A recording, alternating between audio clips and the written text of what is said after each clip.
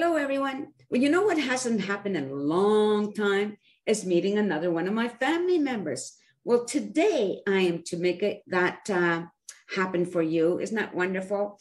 Related to me by marriage, my niece-in-law, Erica Attanasoff. Welcome to the show, Erica. Hello.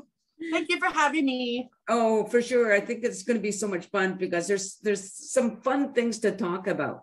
Good. But before we get to that, like the personal family stuff, I want to talk about you having been on radio talk show host at The Couch. Yes, I did that for about 3 years with my friend Shannon.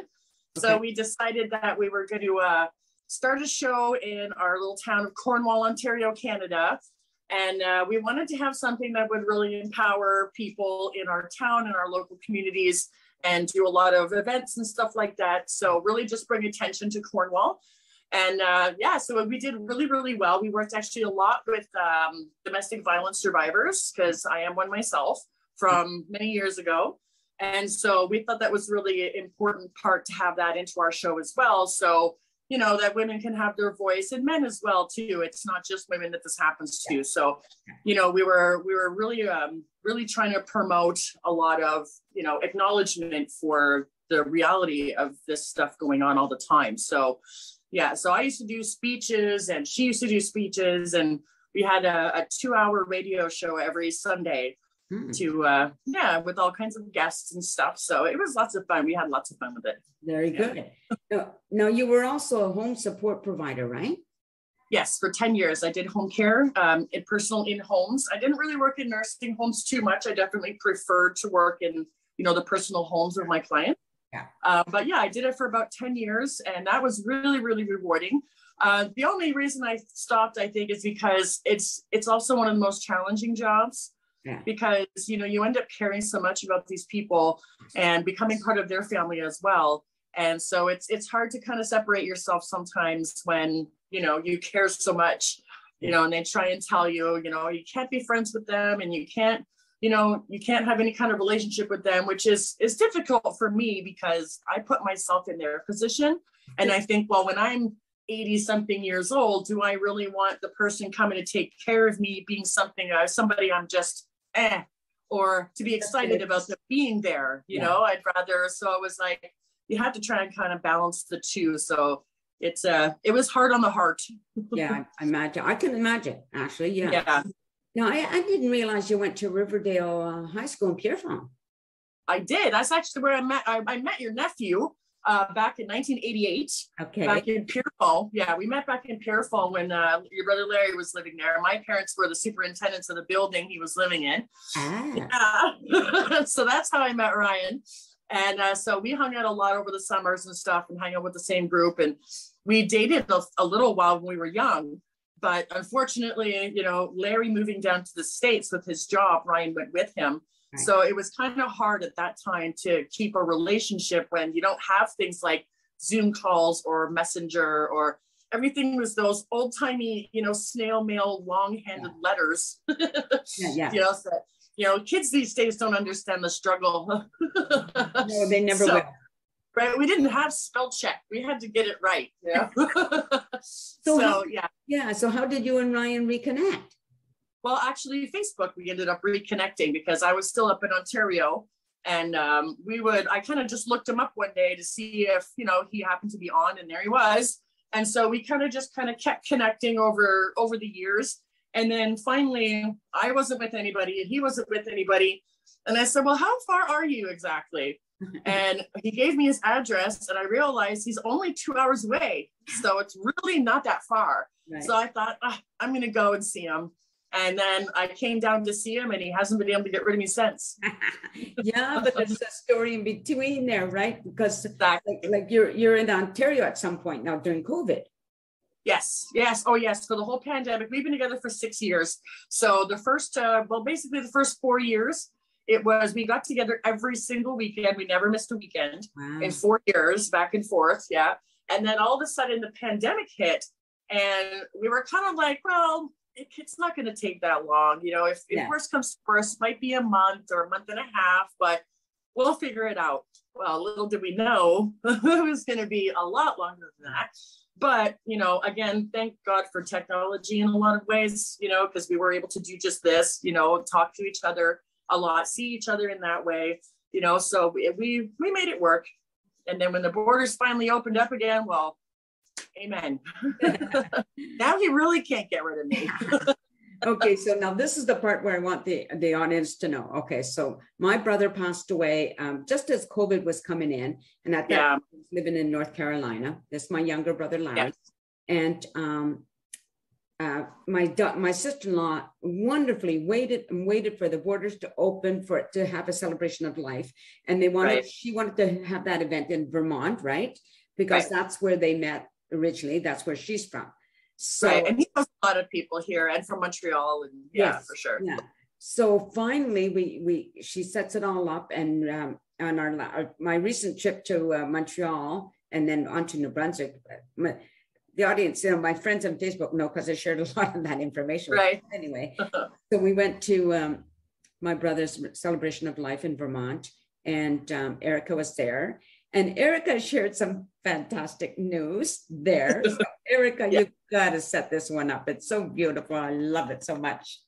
Well, I was getting married? Yeah. Well, that was kind of a quick last minute thing in a way, because we've been wanting to get married obviously for a long time, but us coming down here has been, you know, a little bit harder than we anticipated, and very, very expensive. So, anyways, we finally decided that, because when we knew that Julie was coming with Larry and Frankie for his life celebration, we had decided, you know, okay, well, that's it. We're just going to get married. Just forget it. We're going to get married. Let's just do it, you know, because we wanted to make sure that Frankie was there and that Julie was there also, because they're so far away. Yes. So we called her up and we said, well, what day are you coming? And she says, well, I'll be there on the 2nd, and she'll be there till the 4th or the 5th. So I said, okay, well, that's perfect. Or so we said, okay, no problem. So I called around and made all kinds of arrangements, and they said, okay, well, I hope you're not busy on the 3rd because we're getting married. And that was that. And we got married on the 3rd. It was very simple wedding of our, you know, they were there. My family was able to come from Ontario. So nice. That was really nice. Yeah. Just the closest family. My parents were able to come. They come all the way from Toronto. Yeah. And my other kids, Brittany and Hunter, were able to be there, and my daughter, Carly. Now, my second oldest, Paige, she wasn't able to come because she doesn't have a passport, unfortunately. Okay. But thank God for technology. She was able to FaceTime, and she was there with us too. So, and we gave all the kids rings to symbolize our unity as well, because the unity of the families, because he has the 2 boys and I have the 4 kids. So we got them each a little something to symbolize our family union. So that was really nice. But didn't you tell me a little bit about Ryan not quite knowing exactly when this was going to happen? Well, I told him he's just got to show up. But he didn't know what he was showing up for, right? Right. Well, no, he kind of knew. It was more Julie that didn't really know. She completely forgot that we had mentioned it to her. So she was kind of thrown. But no, I did all the planning and I did all of everything. And it was I was like, hey, by the way, you got somewhere to be on Friday at like 1:30? Just show up. Look nice. I love it. Yeah. It just it fits perfectly. For those people who don't know my nephew Ryan, he's very laid back. Oh yes, he's a pretty laid back guy. So yeah. That just kind of fits into his wheelhouse. So now we're merging the kids together. How is that working? Great. It's working really great. The kids are, you know, they're pretty close in age as far as the younger ones go. Yeah. So they've always really gotten along really well. And I mean, now they're getting to that teenage year where I don't think they like anybody in the family, but that's teenagers, right? Yeah. So yeah, but I mean, they get along really well. My oldest daughter is 25. So she's staying up in Ontario. She's got my grandson. Yeah. My grandson. Yeah. So that was another thing I threw at him too. I'm like, oh, hey, guess what? You're automatically a grandpa. Right. Pretty cool. Pretty cool. Yeah. So where are you guys living in Vermont? Yeah, we're down in St. Albans. So we're staying there. And then, like I said, we're getting all the paperwork and stuff done. So that's a process, but I'm allowed to be here. So that's all that matters. Oh, okay. But you're not allowed to work there though, are you? Yeah. Not yet. Not yet. I got to wait for the paperwork to come through. So yeah, but that should be starting pretty soon. I should be able to start going out there and getting a job and doing whatever. Well, So what kind of work are you think you're going to get into? I'm not sure. I'm not really too fussy. I don't know if I want to do the healthcare thing so much anymore because like I said, it's hard on your heart.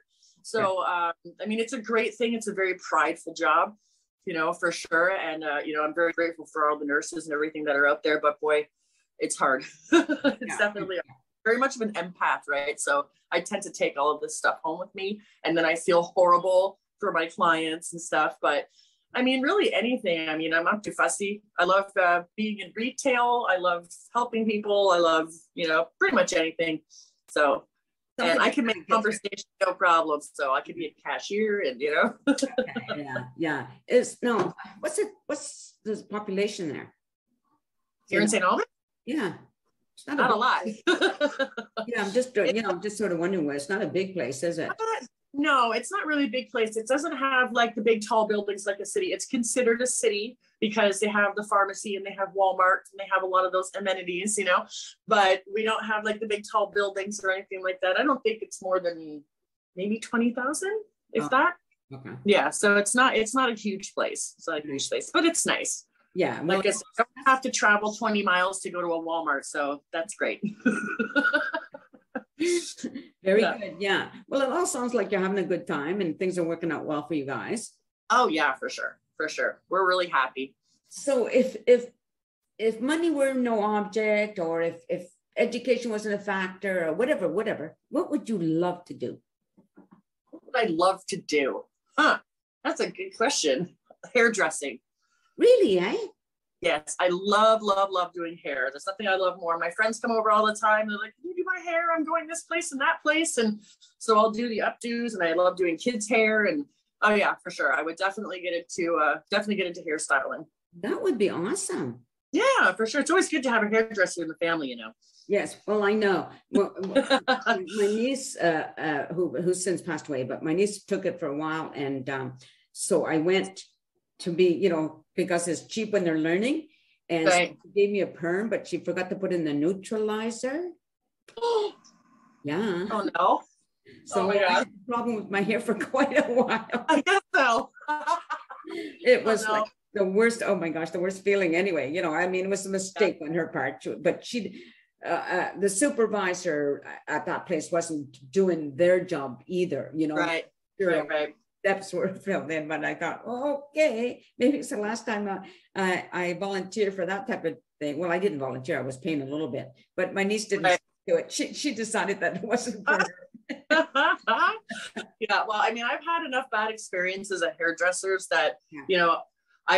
There's so many times I go to the hairdresser now. My hair is like super long. Yeah. It goes all the way down almost to my butt. So it's really, really long. And every time I go into the hairdresser and I say, I just want a trim, just a tiny bit. And they end up taking like 2.5 inches off my hair. Yeah. I'm like, oh my God. So I've decided, no, I'm going to be that hairdresser that when they come in and say, I want a trim, I'm going to say, what's a trim to you? Yeah. This is a trim. I'm glad to hear that, you know, because one of the things I have is when I go to hairdresser, I said, look, don't give me what you consider an old people hairdo. Right? Absolutely. I don't want that. That's not who I am, right? Right. And I had a guy for a while that did, you know, I like asymmetrical stuff. I love that. Right. So I was doing that for a while because it just was fun. My family didn't think it was nice, but I liked it. Yeah, well, you know, as long as you love it, that's all that really matters. Yeah, now I just cut my own because I'm too lazy to go to hair. I do mine too. Yeah, I do a lot of my own too. I can look at the ends of my hair so I can, you know, trim it. So I do have that advantage. But yeah, I usually take care of my own hair too and do all the coloring myself and stuff like that. And I know the kids used to go to school every year and they'd have crazy hair day. And man, the things I would do in their hair was so hilarious. I would put like a water tower on their hair and, you know, I made almost like Cindy Lou Who, you know, if you've ever watched The Grinch, the Cindy Lou Who, the way it sticks right up. I've done that. I've done flower vases in their hair made out of hair. The flower vase made out of hair, and I put little fake flowers in it. And Oh yeah, I've done all kinds of crazy things. I did a Christmas tree in her hair one time, all done out of hair with little bubbles on it and decorations on it and stuff. So yeah. Oh my God, that sounds so much fun. Well, oh yeah. We're gonna end it there. I have another interview to do, but I gotta have a nap. Right? Oh, me too. Okay, so I just want to talk to the audience. I hope you enjoyed meeting my niece-in-law, Erica Attanasoff, who is now living in Vermont, in St. Albans, Vermont, married to my nephew, Ryan. And, yeah, you know, it's just, you have to meet my family. We're so many, but I can't even remember how many you've met. But anyway, that's it for today. not a lot. And you see, I warned Ryan 32 years ago when we met that I would marry him someday. And here we are. There you go.